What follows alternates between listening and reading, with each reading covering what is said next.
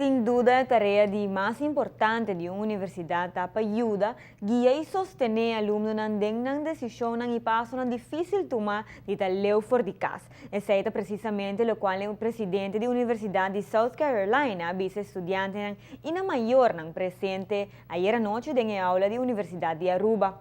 Ella tiene una sesión de información en la cual da una explicación y a contestar posibles preguntas que lo porta a tener oportunidad de estudio en América y especificamente la Universidad de South Carolina.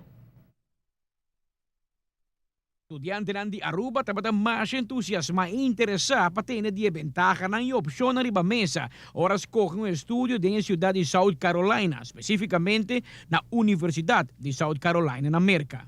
Ik quero bem lezen aqui pessoal, sempre maar penso, met mes eigenlijk abis studie na Amerika. Então, met quero seguir se, so met aku ja, met Amerika tem biata offer par mais oportunidade para hen.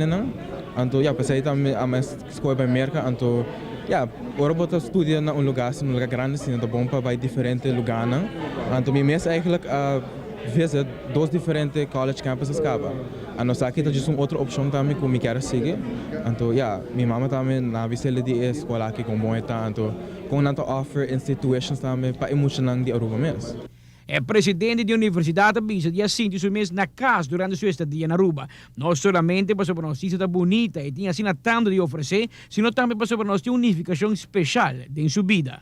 Well, it's an exciting country, very ambitious and globally minded. Of course, great hospitality, beautiful beaches and terrific food.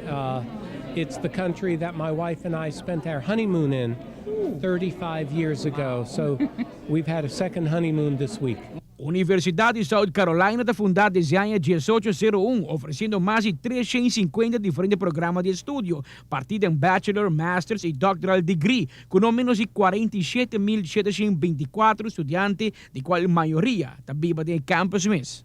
Well, Aruba is now officially a sister state of South Carolina, and that means that any Aruban citizen, if they qualify for admission to our university, will pay in-state tuition, which is about 1/3 what a citizen of any other Caribbean country would pay.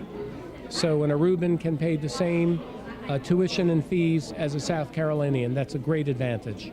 A Universidade de South Carolina te oferece diferentes opções de estudo, pero te conocí mundialmente para estudiar em trabalho social, estudio em Business Administration, Engineering, Lei, Medicina e Boticário.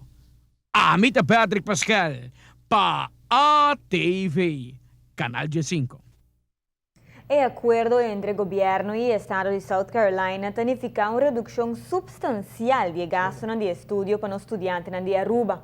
Antes, los estudiantes de Aruba me paga el International Tuition Fee a valor de $29.440 por año.